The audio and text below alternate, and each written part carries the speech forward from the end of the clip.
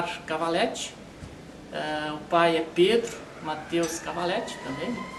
E nós somos em uma família de 9 irmãos, e dos 9 são 7 que estão trabalhando na Cavalete. Na sociedade são 4 e mais 3 que são irmãos, mas também participam da sociedade. Meu trisavô veio do Vêneto, da região do Vêneto, na cidade Triquiana, mais precisamente. Veio para cá, começaram na agricultura, né?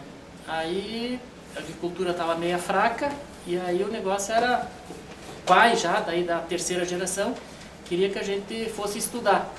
E aí a gente veio para Erechim, começamos aqui consertando cadeira e depois passamos a produzir aí cadeiras dessas, as mais simples, né? Hoje a gente já tem uma produção média aí de 2.500 cadeiras dia, isso dá 50 mil cadeiras mês, uma média de 600 mil ano. O faturamento da empresa é em torno de 80 milhões de reais anual. São 420 funcionários hoje, trabalhadores, que todo o grupo. A gente fabrica desde do início, desde os projetos das cadeiras, os moldes, as matrizes, enfim, praticamente 80% do que é uma cadeira a gente produz em casa.